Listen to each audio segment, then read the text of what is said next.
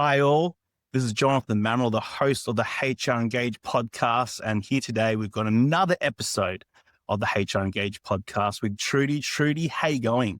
I'm great. Thanks, Jonathan. Thank you so much for having me on today. Trudi, your experience has spanned a lot, especially in local government and council. And Mhm. of course, I can, just wrap off all your stuff around LinkedIn and go say, hey, here you go, all these things that you've done. But you're in front of us right now. So why don't you tell us a little about yourself? Sure. Well, thank you for that intro. So my name is Trudi Liekefett. I like to pronounce my name because it's spelt very differently. So people usually have trouble with that. So I always like to just do the pronunciation so people are aware. Good. So you mentioned I've been in local government. I'm currently the manager of people and capability at Isaac Regional Council here in central Queensland. I'm based in Clermont, tiny little regional town, about 3,000 people, where I actually was born here and grew up here and decided once I finished high school to absolutely get the hell out of Dodge, moved up to Townsville to the big smoke to go to university and was up there for about 10 years and on a whim moved to Brisbane with a friend who'd gotten a job down there and ended up spending about 5 years down there. Met my husband down there who was in the Air Force. He was based at Amberley at the time. And 2 years to Clermont because my parents are still here Yep. and whatnot, make a bit of money. And that was 13 years ago. We've really settled back down into regional life and are really thriving here. And we've had children now. I've got two beautiful children who are only 13 months apart. No, that was not planned. So it's just been fantastic for us. It's the best place Yeah. to raise our children. We've got support here from our family. I've got a really good base of friends. The opportunities that I've had career-wise in a regional area have just been phenomenal. So yeah, that's a really quick overview of who I am. Well, Trudy, I wanted to just ask you a question about that because, a lot of listeners here on the HR Engage podcast potentially don't know too much about regional Queensland and Mhm. what it's like to work in regional Queensland. Some do, but some don't. So could you give us a bit of your thoughts because you're a person that actually was born there, then sort of Mhm. went to Townsville, and then you probably went to a bigger smoke in Brisbane. Then going back to regional Queensland, what was that like? And tell us a bit about the life, the professional HR life that you have in regional Queensland. Yeah, absolutely. So a lot of people sort of have a misconception that there's not really a lot of opportunities other than mining Yep. out here, which I like to disprove. Don't get me wrong, the resources industry is a huge part, and that's actually where I got my start in Yes. HR. But yeah, in terms of the opportunities that we've got out here, they're so varied and diverse, and there's potentially a bit less competition to the job. So if you're really hook in and really want to develop your career and do some great networking, like it's a really great training ground Mm. because the experiences you get are so varied because you have to deal with everything. There isn't access Mm. to a lot of services that you would necessarily get in the city and the more urban areas and things like that. So everyone sort of has to get on with it, especially without help. So in terms of what you're exposed to and what you can gain experience to out here in regional areas, I'm a huge advocate for it. Huge advocate for it. And it's a lifestyle. Like you do come out here for a certain type of lifestyle. It's a lot more, it's slow paced. Yep. It's a lot more easygoing. It's a lot safer as well. Like my kids can go and ride to school on their own and things like that. I don't have to worry about any of that. They can toddle on down to their grandparents' house and whatnot. So in terms of a family dynamic, I drive my car 3 minutes to work. So there's a lot of advantages for us and we're together as a family every night. That was something that my husband and I are really focused on. It is really important to us, particularly because we did a whole stint in the military where he was always away on deployment and Right. exercise and things like that. So we made a really conscious effort that this is what we wanted for our lifestyle and haven't looked back. You mentioned there that potentially you don't have the access to say other services in regional areas that you might have. That are you talking about it from a personal perspective, like family life, or are you talking about it from a HR professional perspective, or are you talking about from both? Absolutely both. I mean, my closest McDonald's and Woolworths is an hour away. We've got two IGAs here, some great pubs. But the pubs are So quite good. If I recall, I did go to a few of them. They're quite nice. Yeah, yeah. no, that's really quite good. So in terms of that, we are a little bit more limited in terms of some resources and things like that. But from a HR professional point of view, we don't have easy access to support like training providers and Right. consultants and all of that sort of thing. So a lot of the time you do have to develop and learn to do things on your own that you would have to pay a lot more to get the expertise out to this region and things like that. So that's where I think it's a really good training ground because out of necessity, you've got to learn these things. So, yeah, I'd recommend a regional stint to anyone that's looking for some career development and growth. On that point of career development, I want to ask you about your journey to HR. You mentioned there that you also were in the resources sector. So can you just Mhm. give us an idea or give us a rundown of your journey into human resources? Absolutely. Like a lot of people, I never aspired to be in human resources. I absolutely fell into it by accident. Well, wait, Um, before we go on, what did you aspire to, Trudy? What was the thing? Oh, you're going to love this one. So I Yep. wanted to be a lawyer since I was Yeah. 12. Yeah. Yeah.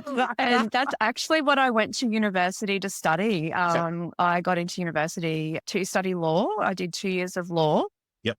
discovered it actually wasn't what I wanted to do, which was a huge pivot for me at 19 years of age. Mm, So I ended up doing a journalism degree okay. and loved that. Did a fair bit of sports journalism actually, which I really enjoyed.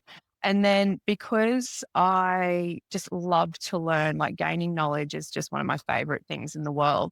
So I decided that that degree wasn't enough. And then I did a double master's in IT and business.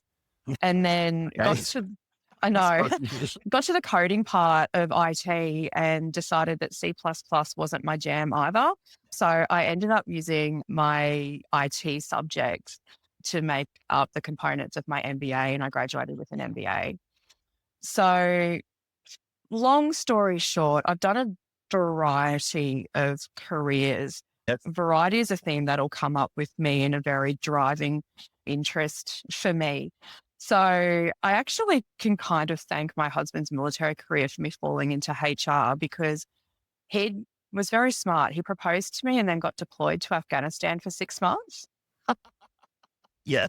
Well played, sir. Good. So I was having a bit of a trouble in my job at the time. I was working in real estate. Mhm. And I was, not really loving my job. It was a big life change for us, him being away. We couldn't really communicate. He was allowed to make one phone call every 3 days Yeah. and whatnot. So I decided to quit my job and I came home to Clermont for a week to spend some time with mum and dad while I figured out what my next move was. And I was sitting there and I was just going, oh, geez, it would kind of be really nice to be here until James got home from his deployment. And my dad, in true father form, get a job when you can. And at that time, Rio Tinto had the two coal mines out here in Clermont, so Clermont Coal and Blair Athol Coal, and they were in the process of integrating them into the Clermont region. So it was a massive project for them. So I used to be the nanny for the executive assistant to the general manager of the mine. So I ducked Okay. across the road and said, hey, I've got, some time up my sleeve. James is away for a few more months yet. Be keen to see if there's any project work I could get involved in. And she said, sure, give me your resume and I'll talk to some people.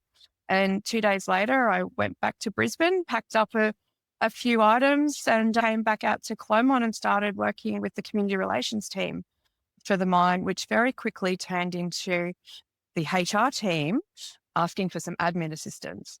So this is like I'd come from a manager role in real estate and Yeah. I've come in lowest level, like HR admin assistant on a project because there was a lot of letters for people's employment contracts going from Yep. the singular employment entity to the combined employment entity. So they needed a lot of assistance with a lot of the documentation preparation and all of that sort of stuff. So that's how I actually got my start in HR. And Wow. then from there, I ended up being requested to assist the general manager with the project in terms of a lot of the communication action plans. Like they would reducing one mine from 12 million tonne down to 3 million tonne. So that was a massive exercise in itself, ramping up the other area. So great experience. Like, it was just pure luck that I fell into this.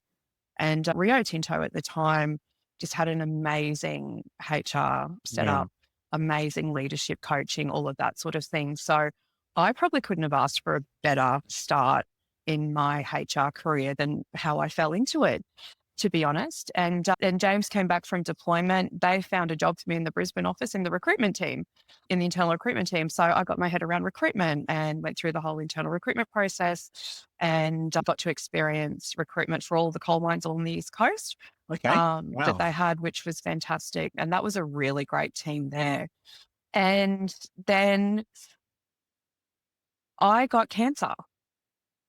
So Ooh, yeah, we'd just okay. gotten married, and 3 months afterwards, I was diagnosed with really aggressive breast cancer. I was 30 years old, so very, very young, Yeah. very out of the blue. And the support that they gave me from a career perspective and from a well-being perspective blew me away. Like, that's what really inspired me on my continued path in HR. They were so accommodating, so supportive, made sure I had access to leave, had a really good wellbeing partner who looked after me, made sure I was set up to work from home. I remember being hooked up to chemo, typing away on my keyboard Oh, wow. and whatnot. So, put me onto some duties that could be done from home. I didn't have to come into the office and get all the germs on public transport and whatnot because my immune system was lowered. So I owe a lot to Rio Tinto, actually, to the care that they showed. Like, mining's often seen as a really cutthroat industry, particularly from a HR perspective. And don't get me wrong, it's very full on. But I've had quite a different experience coming into a HR profession. And that's really inspired me to continue that angle throughout my career. So obviously I've recovered and I'm good now.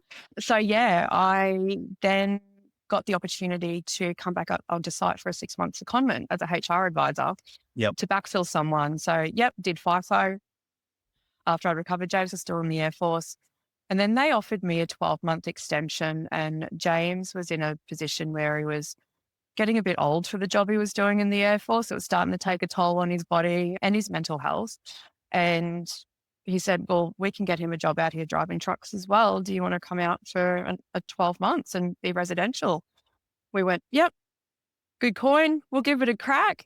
And as I said, that was 13 years ago. So that ended up being another 4 years on site. And then I fell pregnant with my son. So I finished up with the resources industry. And then I fell pregnant with my daughter very, very quickly after that. So I had 2 years off. And Yes. then I landed a job as the business manager of the hospital here. So it was a very operational role, Yep. not completely out of HR, but I was in charge of everything non-clinical at the hospital, plus the budget, all of the facilities maintenance, admin, medical records, patient travel, all the operational stuff. So the laundry, the kitchen. And there was also an aged care facility attached to the hospital here. So I got a really good background in aged care and all the different things around that. And yeah, then one day a friend of mine who worked for the council here gave me a call and said, what are you up to? And I said, I'm actually cleaning a toilet because I've got no cleaners today. And we've got hospital rooms that need to be turned over because we've got patients. So I'm actually getting a room cleaned for the next patient. And she said, we've got a HR job going at council. You interested? And I went, potentially.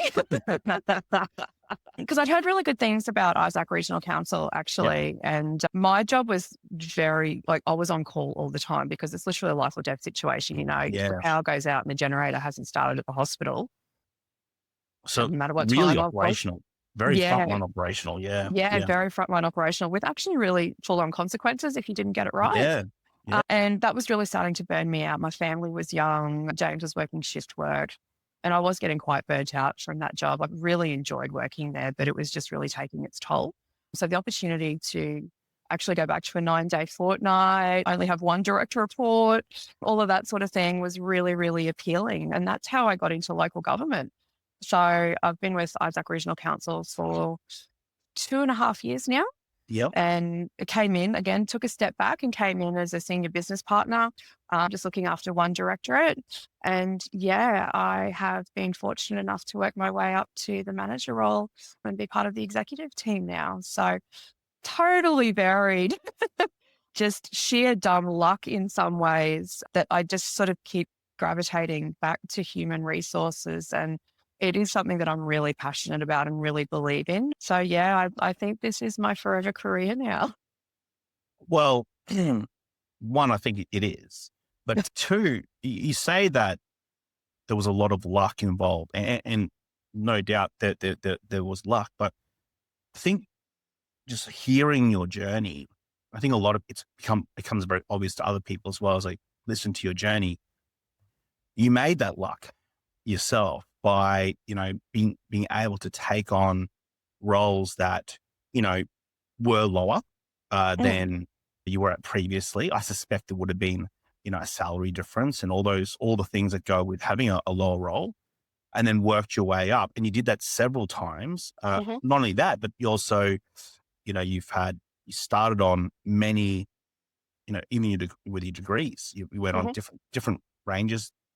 Wasn't going to be for you, but you still worked at it to work towards an MBA. So as much as you might say there's a lot of luck, I think you made that. You put yourself in those situations. You weren't afraid to go regional. Like you weren't afraid Mm. to go to Brisbane. Like taking those steps that maybe other people don't, I think makes your journey so interesting. And I think you said variety. I think that's a Mhm. really good point. And you said it a few times. I just want to ask you on that. From a HR perspective, or from someone that's in a HR professional role, is there's I suppose many ways of thinking about this, but some think of it as, well, you need to specialize and go down that road. You've obviously gone down the road, maybe not necessarily by design, but through variety. You've done many things, operations, you've done obviously more the junior HR roles, you've done, background in journalism. Like there's quite a few things you've done here, real estate.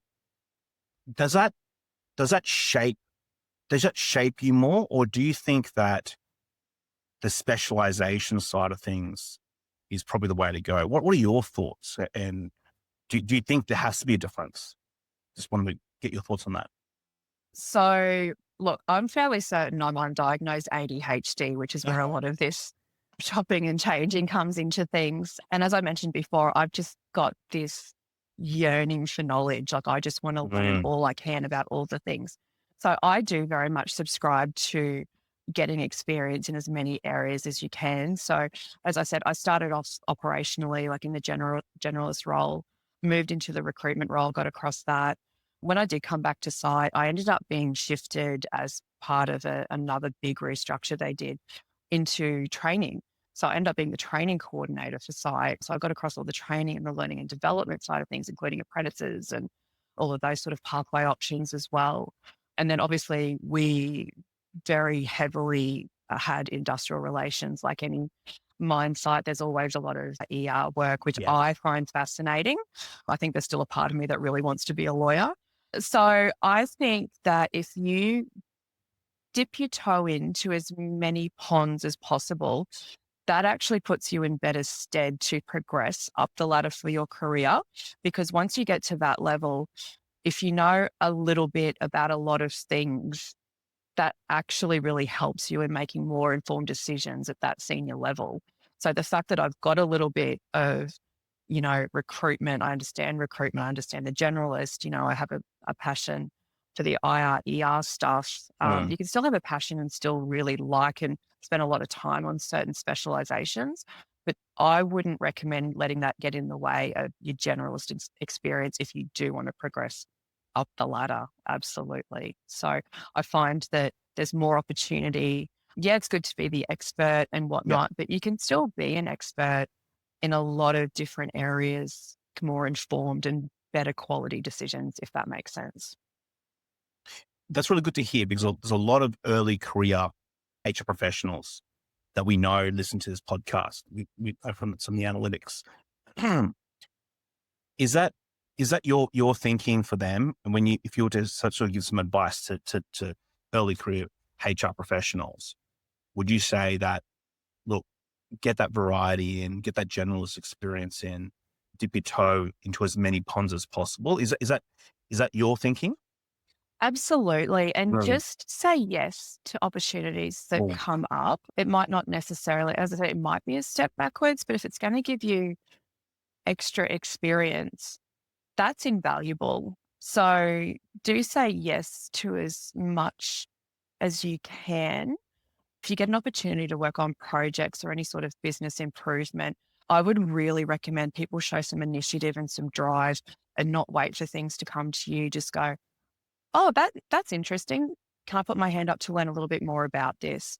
That was a really driving factor for me to get those opportunities that did come up for me, is because I would put my hand up. I wouldn't just sit there and just wait for things. Like, I would be talking to people and building relationships. And that's the other big piece of advice I would give, is get out and about, talk to the people, understand what they do, even if it's not in the HR part of the business, because if you understand what the business is doing operationally, you can provide a better support service from a HR perspective, because you understand what the people are doing and what certain things may or may not affect their ability to do their job to the best that they can.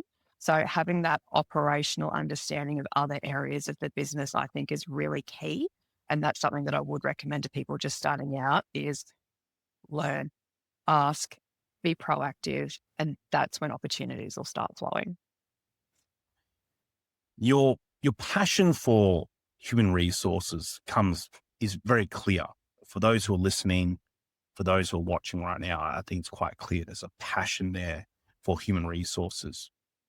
But I suppose the question is, why? Why are you passionate about HR? Why do you enjoy HR? That's a really good question. I've really been thinking on this and reflecting on this recently. Mm, I really love to support others to be their best. I really do gain a lot personally out of lifting others up and seeing them thrive and shine. And I think that's been a little bit of a theme in some of the other podcast guests that you've had as well. Like, when you're in HR and you're really passionate about it, I think there is a common theme there, that it's because you want to help others, you want to fix things, you want to make things better. yeah. So that's really key for me. Also, I've also had a lot of really negative like employment experiences personally Yes. as well. So I wasn't entitled to maternity leave when I had my children, because I was on a 6-term contract. I wasn't full time. Mm, I've actually undergone bullying in the workplace. I've suffered some bullying in the workplace, to the point where I was throwing up before work because I was so anxious about going.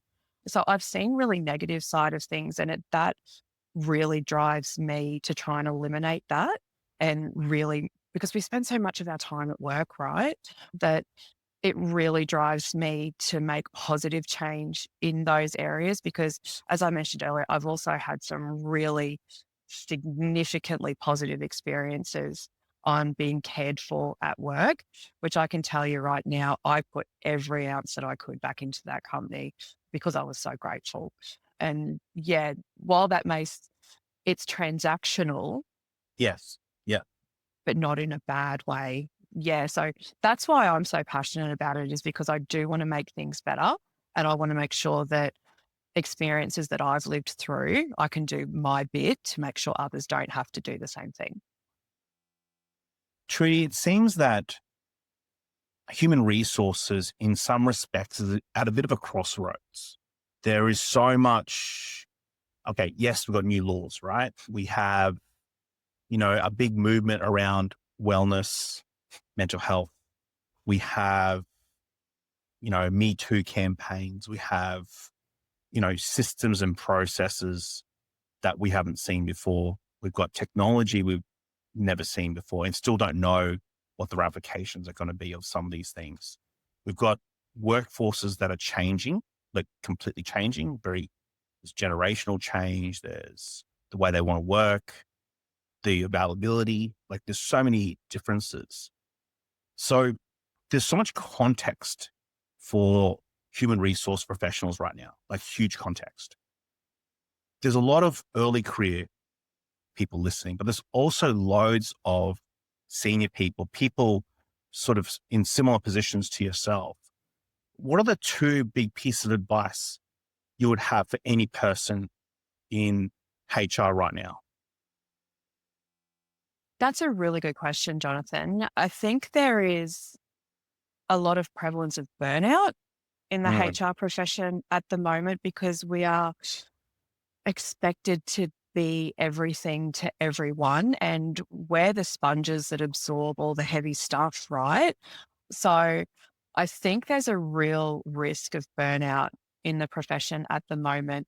So my advice to people that are long-standing or in more senior positions and whatnot is really put some good boundaries in, like really take care of yourselves. And this is advice I need to take myself a lot of the time. Don't get me wrong, because you do like, we're in this because we just want to fix things. We want to make things better. We want to get it sorted and whatnot. And that can get really overwhelming because it just doesn't stop. mm. Right.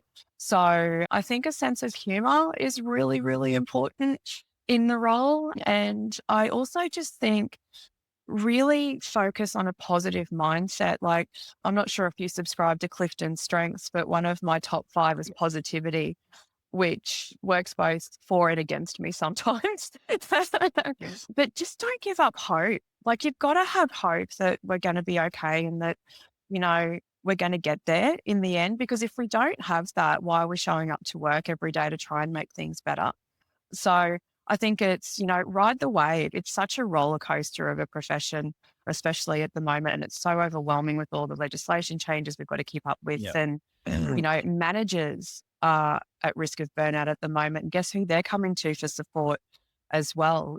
So I think it's just give ourselves some grace, put in some firm boundaries so you've got some balance, but just keep trucking. Like, we're going to get there. I promise you, we're going to get there. We really are. And what we do is really important because we do make a difference and we are a really valuable contribution. I think this is, one of the reasons why I started this podcast was just to talk to people in HR about HR. Yeah. It was very much to give back to the HR community. When I listen to something like that, what you just said there about, having the boundaries and just understanding that, yes, it is difficult. I mean, I think there's an acknowledgement. We need to acknowledge that maybe the answers aren't right there yet. We don't have all the answers, but also leaning into these challenges because there just seems to be so many challenges that are waiting for us. But I love that idea that just keep on going because we are going to get there. It's just maybe we're not so clear what that road is so far. What would you say if a HR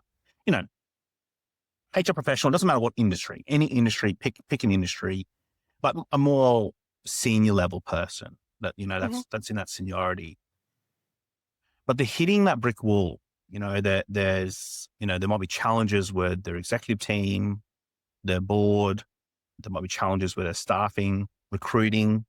There could be challenges with the systems and processes that they've put in place. Maybe some of the operational work has now been lumped in with them.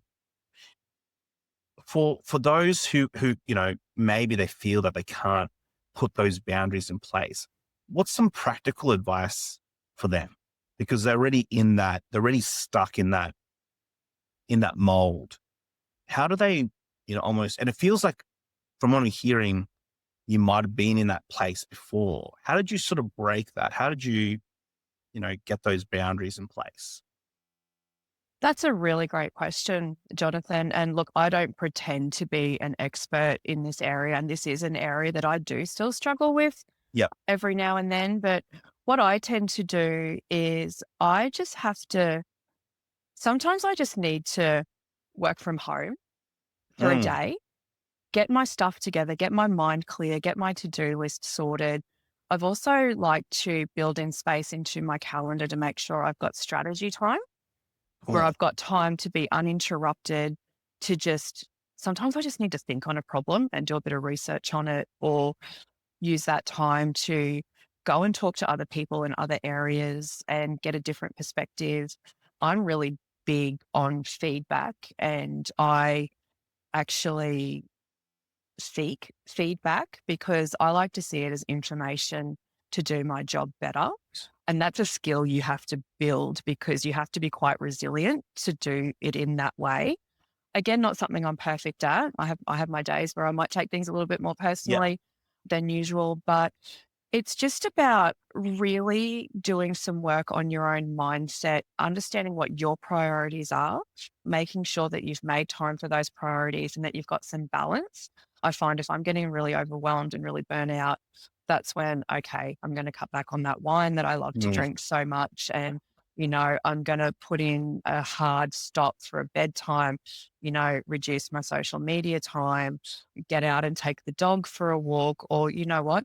Come home and actually switch off my laptop and I am just going to be present with my family because that's something that tends to slip for me. And then the guilt overwhelms me and I Mm. don't like that feeling. So when I start to creep towards that. But another thing that I don't think we use enough is our own EAP services. So Yep. actually reaching out to our employee assistance providers, because a lot of them have really great advice. I know our particular EAP that we have at the moment, managers can call up and people in the organization can call up and go, I'm really struggling with putting boundaries in, or I'm feeling really overwhelmed right now. And they are the experts, they're the clinical experts in this, and they have really great tools and resources. And guess what? It's free. Okay. You don't have to pay a cent for this Yeah. amazing advice. So I think it's really important that us as HR professionals need to practice what we preach sometimes and actually reach out for that help ourselves because we're so busy helping everyone else. We're the opposite of the plane. We don't put our own oxygen mask on first. Mm. So I think it's just reminding that you can't fill anyone else's cup if yours is empty. So I think it's just having that mindset shift. And sometimes I just have to give myself a good old slap around the face and go, get over yourself, get on with it. Like just stop. Do you know what I mean? So it's Yeah. just about having that strong mindset and really that's a muscle you have to exercise as well is your mindset. So putting some effort into that really goes a long way. I think there'll be a lot of people listening just to that part there and thinking, yeah, I could implement a few of those things myself. And I think maybe a lot of people know that, HR professionals know that, but I think sometimes you do need someone that's not in your realm to just say, hey, try it or go back to it, refresh yourself. And I think that's a really good piece of advice there. I want to move on to challenges because, we've sort of laid a framework there. There's a lot of challenges in human resource and you sort of mentioned quite a few already. But what's the biggest challenge you're facing now in human resources and how are you tackling it? That's a really good question because, oh my gosh, how long is a piece of string? But I really subscribe to the fact that the biggest challenge is manager capability Oof. Okay. because I can guarantee you every road leads back to that.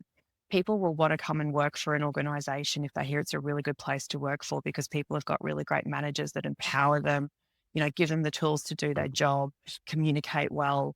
That's an attraction piece right there. Retention. People Mm. don't leave jobs, they leave managers. So if you've got managers who aren't being developed and coached and supported to lead their team rather than just doing tasks, they're managing people. That'll address some of your retention, in my view, is that, if you've got a good manager, even if the work's a bit yuck, you're going to stick around because you really love who you're working for and you really love the team and the environment that you're doing it in. And that's the area, like you have less employee relations, like industrial relations matters. Yeah. If you've got good managers who jump on and have those difficult conversations and gently correct rather than letting things go and letting things go. And all of a sudden you've got a big problem. And guess what? Now we need HR. So I think that's the biggest, oh, that's the biggest challenge that I think everyone is actually facing at the moment, regardless of what anyone says, is manager capability. So I'm really passionate about this area as well because managers and leaders are completely different and you can teach people to lead. And that's where the gold is in an organization because your people are your greatest asset and your greatest challenge. So if you get your people right, the work usually follows. It just organically happens. So I'm really have sort of shifted the focus at the moment to internal development and coaching. We're putting in place a lot of leadership programs at every level. So coming from crew level into the team leader, that real operational level leadership, because that's one of the hardest transitions ever, is to go from doing the things Mm. to directing people to do the things. But then we're also putting in the senior lead, like the middle management support, because that's a whole nother realm again, because you're managing managers to manage the people and whatnot. And then you've obviously got your executive level where it's a whole different mindset. Again, you're strategic, you're steering the ship, you're making the business decisions so that the people below you can put them into operation. So it's just about putting in some really solid foundations and frameworks and support. We just throw managers in and just go, oh, you're really good at doing this task. You can go lead the team who does it now. Okay, what does that look like? I'm still doing tasks because that's what I know what to do. Yeah, yeah, I yeah. don't realize that there's been a shift in my role and responsibility and what I'm actually required to do every day.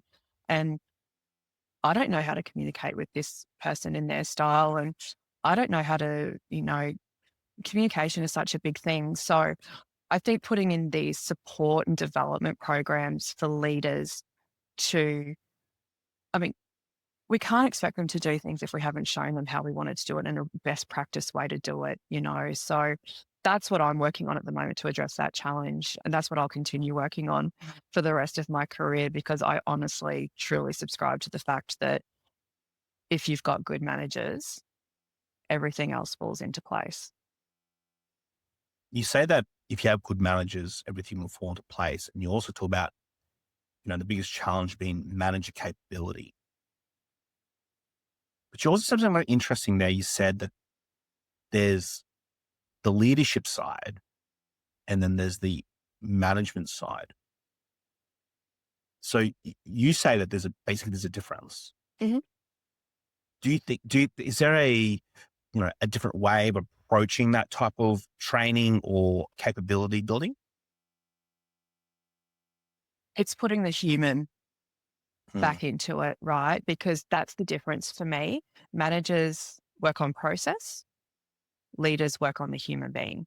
Hmm. Leaders work on the people. That's a very distinct difference for me. And don't get me wrong, there's some instances and there is some call for when you have to be a manager, Yeah. right? Yeah. In order Yeah. to achieve your goal. But I find people respond better when you treat them as a human being. And that's a really big theory that I subscribe to as well. Like, I'm big about making sure we don't lose the human in human resources, because at the end of the day, we are all people. People are unpredictable. People make mistakes. People have different motivation levels. People have different things going on in their lives. And I think it's really important that leaders recognize that, and leaders know how to adapt and work with that to get the best out of their people. So that's where I would see the difference in that, and that's what we need to do. Talking about human resources, what's the one thing about human resources that people might disagree with you about? Oh, I was very excited for this question, actually, because it is a bit of a controversial theory. I think people would disagree with me that HR and the unions can't get along. Okay. So my philosophy and my approach to the unions is we're actually both there for the same goal. It's to have accountability so the people are protected Hmm. in the workplace to do their job. It's just that, the old theory of the us versus them, it's that the union, like, they're against management and HR are only there for management. And The very I, adversarial thinking. Very yeah, adversarial. Yep. Yep. yeah. And it has historically been quite an aggressive approach. And at the end of the day, like, there's a reason for the unions. Unfortunately, because again, we're humans and sometimes we do the wrong thing and sometimes we don't know what we don't know. So I absolutely think that there is a place for the unions there. But I also think that as human resources, we have a responsibility to look after all of the organisation. So that kind of feeds into what people wouldn't agree with you about is that, HR is only there to protect the company. And that used to be the case, right? Like I'm not saying that's not true, but in this day and age, I prefer to work with the unions because I see us as having a common goal and that we do want our people to be held accountable. We do want our people safe at work and we do want to protect them so that they can, do their job and go home to their families every night. And so that means we're then going to get a good output and great service delivery as an organization. Like it all just organically works in with each other. So I think that's what a lot of people would disagree with me about is that it has to be an us versus them with the unions. I actually think we're working towards the same goal. Do you think that the role of human resources has evolved? 100%. Yeah. 100%. And I often sort of reflect back. I recently had someone tell me they're very surprised at my approach to HR because my training in it was very different. It was the resources industry. It was very protect the company and, Yes. hold people accountable, you know, Terminator Trudy's on her way. Do you know what I mean? So yeah, I absolutely think it has evolved. And I think in a really good way. I think it's been a really positive evolution. Mm. And the shift to being more of a strategic partner for a business has been really, really beneficial for organizations as a whole. And just the focus on well-being because happy employees are productive employees. So I think that shift to, just take care of people now, and it's not just so black and white. I love that we live in the gray now because every Oh, there's a lot of circumstance grey. is different. There's a lot of grey. I'm sure that's a lot of your bread and butter. But the thing is, it's a lot of grey. Yeah. It seems to be to me from my perspective as well, and just listening to so many people on this podcast, there is a lot of grey. You need to almost revel in the grey. You do, but and that's why I asked about the evolution because I still see, if you just look on the LinkedIn, I think you still see a lot of black and white opinion. That it is, if you want to take it to a political level, very left or very right. If you want to take it to another level, it's either yes or no.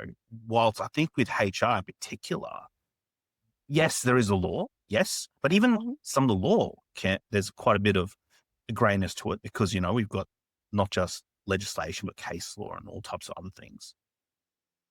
But the evolution of HR in that space seems to have evolved in several ways. One of those ways is what you've said is that there is this gray area now where, and I think this is the other part of getting to is I don't think there's an answer, or at least a, direct answer to a lot of the questions that have been basically put to human resources teams. I would 100% agree with that. But this is also where we can get really creative with Yes. what we do because we do have to come at it going, yeah, there's certain, boundaries that we have to operate within and there's certain process steps we do have to follow legislatively and all of that. And for good reason. But you've got to go on the individual event or circumstances now, right? Because you can't just there's still a lot of that unconscious bias in it as well that we're trying to move past because if you don't look at it individually, I don't see that as fair.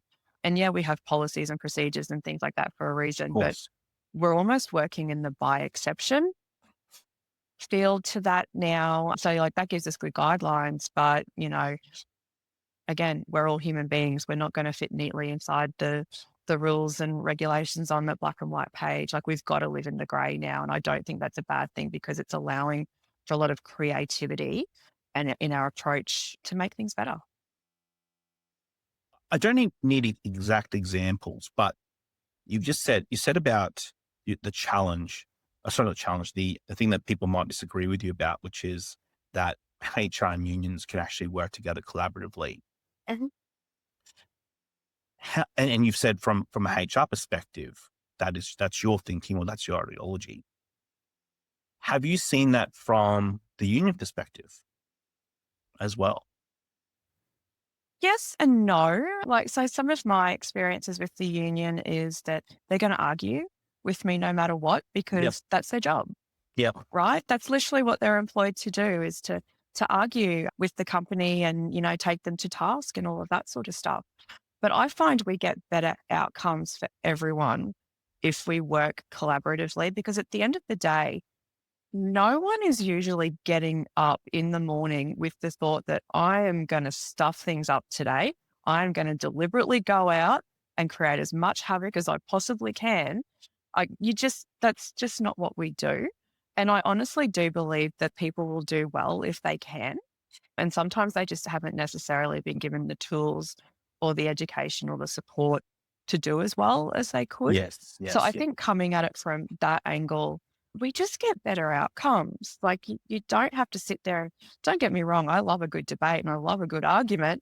Wouldn't have started as a lawyer if I didn't want that, didn't want to be a lawyer if I didn't want to do that. But I it's just wasted time for me. Mm. And everyone is so time poor. Like, why don't we just cut out all that noise and actually just work together to get on to getting the best outcome? Let's take our egos out of it. If we're not coming up to scratch in some area, just tell us. I can guarantee you we're going to do everything we can to fix it. So, and the same thing, if you've got an employee that's by choice not performing, because we can make sure that we've met our obligations and they've had the support, the coaching and the advice they need to do their job.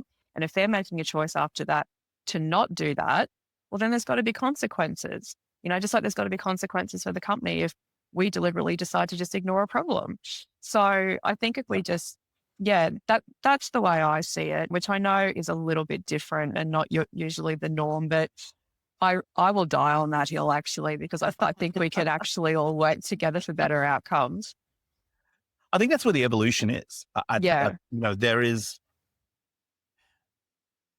I think we've almost been forced into the evolution because of being more time poor, less resources, more expectations, that almost fluffing around.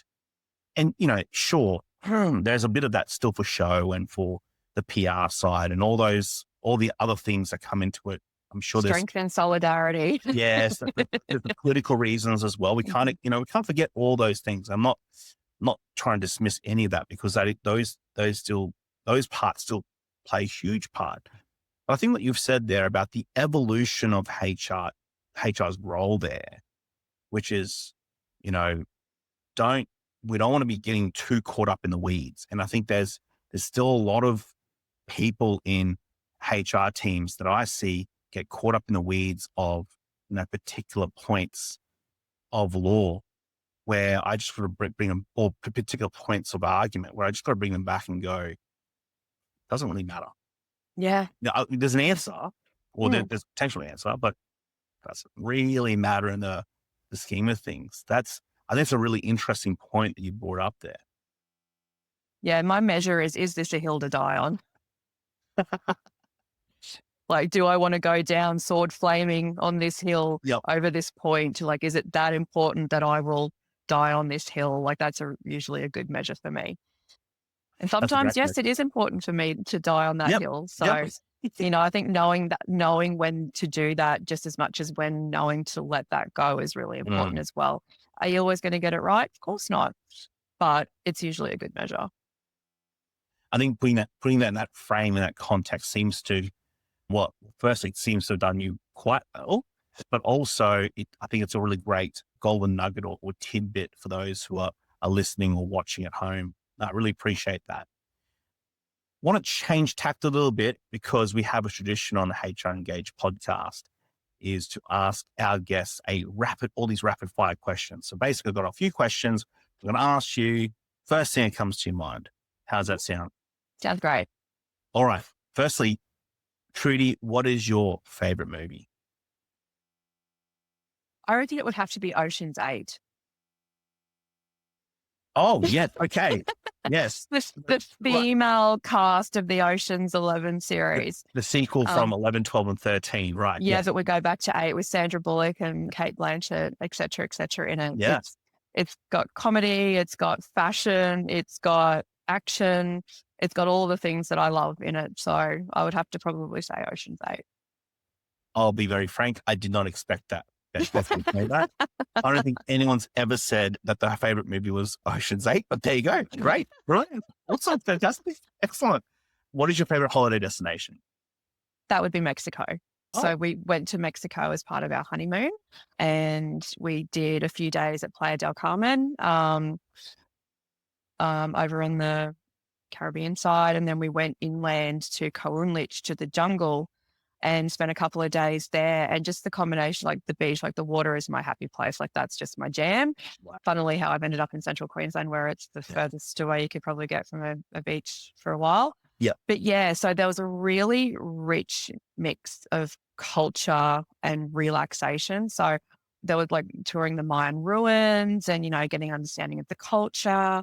I really, again, come back to that knowledge thing. I really love going to places where I can really get immersed in the culture and get an understanding and appreciation of it. I'm a bit of a history buff as well. So being able to see all of that sort of stuff was amazing. And the people are just so friendly. Like they're just Mhm. beautiful. The food was amazing. The drinks were flowing. It's just a beautiful landscape. So it was just top notch for me. Mexico will always own a piece of my heart. Oh, sounds great. Well, apart from family and friends, who has inspired you the most? That's a really tough question because I actually just get inspired by people I talk to and meet and Mm, observe every day. But having a look at people that have sort of had an overarching influence, and politics aside, Julie Bishop was a real trailblazer for women in the public eye and did it with a level of grace, but also fierceness, which I really admired. Like she hasn't always done the right thing either, but how she's copped it on the chin and just keeps on moving on and whatnot. I had the privilege of attending a conference where she was a keynote speaker last year, and just what she's done and the tough situations she's been in and how she just keeps going. I get really inspired by. Jacinda Ardern was also a guest yes. speaker at that conference, and just her leading with kindness really resonated with me. I've actually just purchased her book to read, so I'm interested to read that because she also copped a lot of criticism for her decisions. Like she was loved on the world stage, but in New Zealand, that was a very Yes. different story. And Correct. that dichotomy just really fascinates me. And I get really inspired by people who keep going through the challenges rather than being set back by them. And like Michelle Obama, Mel Robbins has actually been really inspirational for me. I actually came across her probably about 4 years ago now, before she really exploded with the let them theory Yeah. recently. This was back when she was doing a 5, 4, 3, 2, 1 theory, like your motivation. And I actually ended up doing 2 years of her launch program a couple of years ago, which really, I was in a really difficult period of my life. We'd just lost our baby daughter, actually, and I was a bit lost and a lot of grief and, a lot of questions and a lot of emotions going on at the time. And she, like her mindset, like her philosophy on mindset shift and like, you're the only one who can control that. No one's coming to do it for you, Mhm. really helped me out of that. Funnily enough, all of the people that I've mentioned, I've actually just clicked. They're all lawyers. Okay. They all have a law background. So there you go. Like I get really inspired by strong, intelligent women that still show compassion and empathy. Like that's really Mm. what I aspire to be. So that's where I get inspiration from. And I see that every day in my profession as well. So I really take inspiration. Like they don't have to be a public figure for me to be inspired by people demonstrating that. That's excellent. So it's so good to see someone who is inspired by so many different people and then can utilize that for their own, you take bits and pieces from Mm. what people have Again, gone that variety that I keep coming back to. right. Key theme Yeah. of this session, right? Key theme. What's the thing that you do outside of work that you're passionate about or just what keeps you going? This is probably going to surprise you as well, but I am a You're a lot of hardcore. surprises, by the way. I mean, surprise a lot of the discussion, but yes, keep going. Yes, yes. I'm a hardcore dance mom. Okay, So, did not expect that. I didn't think. um, So my daughter, she's 9 and she is very passionate about dance. What kind of dance, if I may Oh, ask? she participates in the Stedford. So she Ah, yes. she does tap, she does jazz, she does song and dance, she does ballet, she does lyrical, like acro, Wow. like does all of the things. And she's very good. Like she's actually gone to nationals twice in the last 2 years. So yeah, she Congratulations. first competed on a national level at 7, 6, 6. She's been dancing since she was 3. Wow. So I spend a lot of time to and from dance classes and rehearsing. And I'm actually a makeup artist as well. So I go and do all their stage makeup after Sure. their concert performances That is and all super that sort of useful. stuff. Super useful. With 4 kids, 4 girls of my own, and some who are in all those things, that is super useful to have a mum that do makeup at that level. Well, I actually got into it. I was always interested in it right from when I was a very little girl. But I did a Look Good, Feel Better workshop when I was going through my cancer treatment. And that was a game changer for me, especially being a young woman. I was only 30, I was newly married. I lost every single hair on my body. My appearance, I put on a lot of weight due to my treatment, and my appearance significantly changed from that. And what that workshop gave me back in terms of how I felt about myself going through such a life-changing and physically changing experience for me, that actually, I found out you had to have been working as a makeup artist for 2 years to be able to volunteer for the organization. Yep. So when I finished work and I had my son, I actually put myself through a makeup course and started doing makeup freelance. And then I actually achieved my goal. I used to help facilitate the Look Good, Feel Better workshops over at the Icon Cancer Centre in Mackay. I used to go over once a month. I'd take my RDO from work and I'd go over once a month and volunteer over Wow. there to do the makeup because, again, it's about lifting others up and making them feel good about themselves.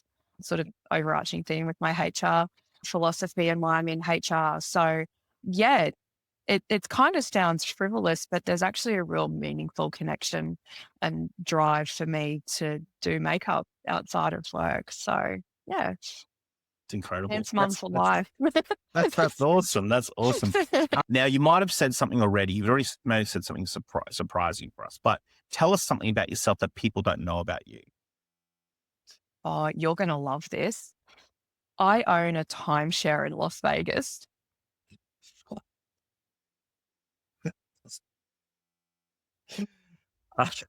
Please do tell. It's actually a hilarious story. So this was also on my honeymoon. So we'd spent a couple of days in LA, went down to Mexico, and we were finishing off our trip at Las Vegas over New Year's Eve, right? We just traveled 26 hours to get from the jungles of Mexico right down near the Guatemalan border. And we landed in Vegas, got to our hotel. We'd been traveling for 26 hours and we were pretty tired by this stage. Yep. And I knew that when I got to Vegas, all I wanted to do was go see Cirque du Soleil. Okay. We were staying at the Luxor and we've walked into the Luxor and someone's gone, "Oh, do you want half price tickets to Cirque du Soleil?" My husband's a lot more street smart than I am at this stage. And my eyes have lit up and I've gone, yes. And he's just gone, no. It's- He's like, "You just have to come to a presentation." And James Mhm. is like, "Where is it? For how long?" He's like, "Tomorrow you'll get a bus, we'll feed you. It's like a 1-hour presentation." I'm like, "Please, half price tickets." Yeah. And then he proceeded to berate me for not showing as much street smarts as he had when we got up to our hotel room. And we ended up going to the presentation the next day. And it was to actually own a part of the Grand View Apartments in Las Vegas. And it actually converted, because it was based in Las Vegas with the timeshare stuff, it converts to accommodation anywhere in the world. Okay. So the places we just stayed at Mexico were included on it, like obviously all the Disneyland resorts. There's heaps of places here in Australia. And we really wanted to travel at that stage. So we're like, this sounds too good to be true. And he's like, "Look at the contract." And he's like, "Oh, there's no loopholes here. Like we actually own it. It's not on an extensive lease, like all the horror stories we've heard about." Yeah. And I'm like, "This sounds pretty good. Hey." And he's like, "It actually really does." So we bought a timeshare and I got half price tickets to And car. from Yes. Cirque du Soleil, which one of the best performances I've ever seen in my life. And we get a free week to spend in Las Vegas every year, or we can use it to convert. I think we spent $135 on a week's accommodation in the Gold Coast at one stage. Like, Amazing. it's just let us travel like for surprisingly good return. And I own a tiny piece of land in Las Vegas now that I can will to my children down the track. So how's that for a piece of surprising information? Yes. Is that surprising? Yes, it is. Yes, it is surprising. But look, loved having you on the show. I just want to close off with a few last questions, if I may. Mhm. If you could recommend a book, movie, TV show, podcast to listeners, what would it be and why? I would actually recommend it's an app. It's called Masterclass. Okay. Not sure if you've heard of it, but it's where a lot of really well-known names in their respective industries do little 10-minute videos in a series of things, like on a masterclass on something. So Chris Jenner talks about marketing and business. You know, there's former FBI profilers that talk about, negotiation techniques. There's a whole heap of stuff on leadership. Like Hillary Rodham Clinton talks about leadership.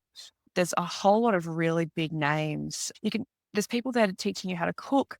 There's people there teaching you how to style your home, like this whole, I think it's like $200 a year to subscribe to, but the Yeah, content right. in it is absolutely phenomenal. James Clear from Atomic Habits has a series in it about setting habits and all of this sort of stuff. So it's really bite-sized pieces of information from a lot of people that on how they've gotten to where they've gotten, how they've achieved their success. So you can go in as deep or as light as you like for it, but I love it. Like, it's one of the things I'll get home and like, it's some of the videos are like 8-10 minutes. Do you know what I mean? So it's really Yeah. good Yeah. bite-sized stuff, So and you short. can watch it as you need to. And yeah, it's a really good platform for learning and inspiration. So I'd probably recommend you check out Masterclass. Actually, I think I might check that out too. Yeah, That's a great one. Yeah. Awesome. very cool. Masterclass. The app Masterclass. Okay. Check it out. Is there a quote or a moment of inspiration you'd like to leave us with? I've actually had quite a profound realization. I was just privileged enough to do a 12-month women in leadership course in the Isaac region run by Regional Development Australia Greater Whitsundays. And they had this amazing facilitator, and we all got paired with a mentor. And one thing I would also recommend people getting into the industry is get yourself a mentor, get onto a mentoring program. Doesn't matter where you are in your career, how senior, how junior, get someone who would challenge you to grow to be better than where you're at. My mentor has just recently helped me realize busy is not a badge of honor anymore. Mm, And being busy does not mean you're being productive. And the quote I want to leave everyone with is something that has really changed my life recently. And that is, sometimes you need to do less to be more. good Qua- one. Yeah. So just really focus on that quality of what you want to achieve, because quantity may not get you there. And just because you're busy, that's not a badge of honor anymore. So that's what I would leave you with, is sometimes you need to do less to be more. That's really profound, because we're still in a society that maybe still looks to reward, what I would say, hard work. Mm. It's not, but what's happening is just because of the volume of things that it's almost like we're putting into, because we're not thinking or not zooming out. We're working on things that probably doesn't move the needle at all, or very little, and yet fail to neglect, but then neglect stuff that actually would move the needle if you actually thought about it. Either thought about it, or also potentially too much of a challenge, depending on how you see it. I think that's a really good one. That's a really good, and I think talking today, there's been so many things, obviously that variety things, variety about everything, your Yeah. journey into HR, why you do it, the challenges you face, the advice you provide to people who are in HR, who are HR professionals, even what you're passionate about. the surprising, I suppose, what would say the thing that people might disagree with you about, though it seems to be that theme of variety. I wanted to touch on a few points though that you said. I like that thought about, this management capability is a key part that you think that needs to rise if we're going to face a lot of these challenges head on, and HR will play a huge role no matter what that looks like in the future. I think that's a really good point. I think that the second big point, I think, was that whole variety side of things that, HR professionals, especially those who are at the starting point of their career, it's not a bad thing to get some variety. And if we listen to a lot of the guests on this podcast, a lot of them come from very varied backgrounds, and you're not, you're similar. You've got very, very varied backgrounds, which has helped later on to evolve thinking. And I think the other part was you believe there's a natural evolution of human resources that is now occurring, which, we need to have a think about. One part you talked about, which is that you need to be more collaborative. The adversarial nature still has to play a part, but needs to be collaborative because there's so many gray areas. The reveling in the gray requires more collaboration, not less, and potentially more targeted adversarial work as opposed to just getting to adversarial work just for the sake of it. I think that those are really good points that have come out of this. And I think a lot of people can learn from your journey as well, like what you've done and what you've gone through. In that particular part, you mentioned a few times that mindset, working on that mindset, changing that mindset, that you're the only person that's going to be able to do that, not anyone else. No one's going to come and save you from that. I think that's a really good point. It's been a real pleasure. Very surprising too, but a real pleasure to have you on the HR Engage podcast, Trudi. Thank you so much. Oh, no, thank you so much for having me. I was very honored to be asked to be a guest on this. So I really appreciate the opportunity. Thank you. Well, that's another episode of the HR Engage podcast. As always, like, follow, subscribe, share with all the people that, especially in the HR community. Let's make sure this grows and make sure everyone in the HR community gets to listen to people like Trudi on the HR Engage podcast. I'm your host, Jonathan Mamaril. Speak soon.